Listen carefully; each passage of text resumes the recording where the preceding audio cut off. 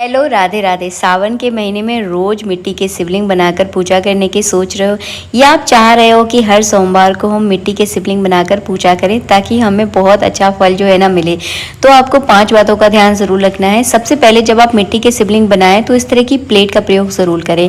छोटी बड़ी आप अपने हिसाब से लें, लेकिन ऐसी प्लेट लेना है। सबसे पहले आपको एक बड़ी प्लेट लेना है, उसके ऊपर उल्टी करके दूसरी प्लेट रखनी है। इसलिए रखी जाती है ताकि जो मिट्टी के शिवलिंग हम बना रहे हैं उन तक जो है ना पानी ना पहुंचे। और हाँ, शिवलिंग के नीचे बेलपत्र रखना बहुत ज़रूरी है।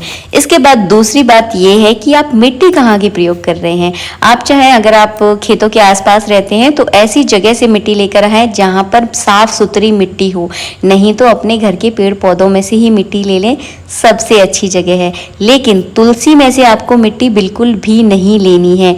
तो ये हो गई दूसरी बात। इसके बाद आती है तीसरी बात की बारी। तो तीसरी बात ये है मेरी कि आप जब भी आप शिवलिंग बनाएं, देखिए शिवलिंग आप जब भी बनाओगे अलग अलग रूप में आपके सामने आएंगे, क्योंकि भगवान शिव का रूप जो है ना निराला है। इनको आप कोई रूप दे ही नहीं सकते। ये तो जो रूप इन्हें धारण करना होता है ना, वही इनका रूप होता है। तो बस जैसे भी आप बनाएं, लेकिन इस बात का ध्यान रखें कि मूर्ति कहीं से चटकी और दरारें उसमें बिल्कुल भी ना हो। तो आप थोड़ा सा हाथ गीला कीजिए और सारे शिवलिंग पर फेर दे दिए ताकि जो दरारें होती है ना बहुत अच्छे से भर जाती है। तो तीसरी बात आपको ये जरूर ध्यान रखिए। बहुत बेसिक सी बातें आपको बता रही हूँ ताकि आपकी पूजा एकदम सफल रहे और छोटी छोटी गलतियां ना हो। जब चौथी बात ये है, जब आप पूजा करें तो नीचे चावलों का आसन आपको जरूर देना है और जलहरी का मुख उत्तर दिशा की ओर करना है, जैसे कि मैंने आपको इशारे से बताया भी है। कहाँ करना है? उत्तर दिशा की ओर करना है। तो ऐसे ही शिवलिंग हमेशा विराजमान किए जाते हैं। पांचवी बात आपको ये याद रखनी है कि शिव परिवार का ध्यान आपको जरूर करना है। भले ही आप चाहें तो शिव परिवार बनाकर भी पूजा कर सकते हैं, लेकिन यहाँ पे सरल तरीका मैंने बताया कि अकेले शिवलिंग की भी आप पूजा कर सकते हैं, लेकिन शिवलिंग का ध्यान जरूर रखना है। छठवीं बात आपको ये याद रखनी है कि डायरेक्ट इस तरह से जल नहीं चढ़ाना है। हमेशा जब भी आप शिवलिंग पर जल चढ़ाएं, उनके ऊपर बेलपत्र की छाया करके आपको जल चढ़ाना है। वैसे तो मैंने प्रॉमिस आपको 5 ही बातों का किया था, लेकिन इसमें बातें बढ़ती चली जा रही हैं। तो इस तरह से छाया करें। उसके बाद आप चाहे दूध, दही, घी, शक्कर, शहद जो आपको चढ़ाना है वो चढ़ाइए। लेकिन मिट्टी के शिवलिंग देखिए जब आप बनाते हैं ना, तो कुछ बातों का ध्यान रखना बहुत ज़्यादा ज़रूरी होता है, वरना पूजा खंडित हो जाती है। तो इन बातों का ध्यान ज़रूर रखें। देखिए कहते हैं ना, जहाँ फ़ायदा ज़्यादा होता है वहाँ रिस्क भी थोड़ा ज़्यादा होता है। तो बस ये बहुत फ़ायदेमंद पूजा है। इसके बाद एक बात का और ध्यान रखना है आपको, ये छठवीं बात कि बार बार शिवलिंग को स्पर्श नहीं करना है। मिट्टी के शिवलिंग को जब आप बार बार स्पर्श करेंगे तो चटकने का डर रहता है। तो बार बार बिल्कुल भी ना छुएं, ध्यान से पूजा करें। तो बस सातवीं बात ये है, जब भी आप भगवान शिव को बेलपत्र चढ़ाएं, हमेशा डंडी तोड़ कर चढ़ाएं।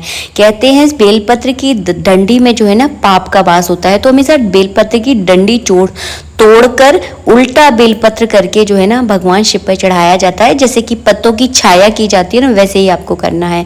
विसर्जन कब किया जाता है? तो ये हो गई 8वीं बात। तो विसर्जन जो है ना पूजा के तुरंत बाद आप कर सकते हैं। 5 मिनट बाद जो है ना तुरंत भगवान शिव की पूजा का इस तरह से विसर्जन कर दें, क्योंकि जितनी जल्दी आप विसर्जन कर देंगे उतना ही सही रहता है। क्योंकि ये मिट्टी के शिवलिंग है, अगर आपने ज़्यादा जल चढ़ा दिया है तो फिर चटकने का जो है ना डर रहता है, और खंडित होने से पहले जो है ना आपको विसर्जन कर देना है।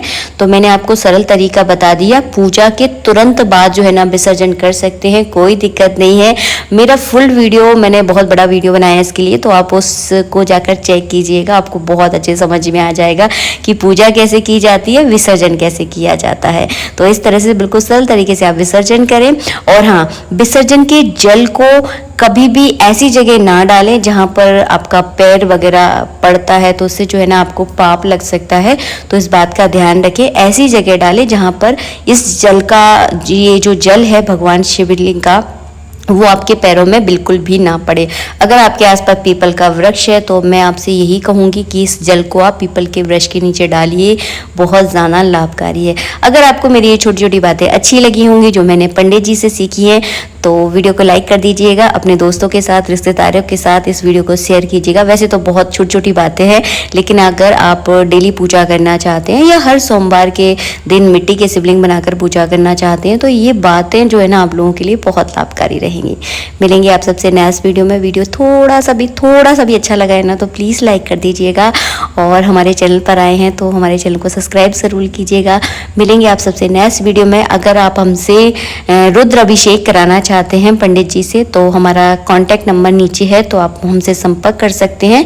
आपकी इच्छा है, कोई जोर जबरदस्ती नहीं बोल रही हूँ, अगर आप चाहते हैं तो। मिलेंगे आप सबसे नेक्स्ट वीडियो में। जब तक के लिए राधे राधे, जय श्री राधे।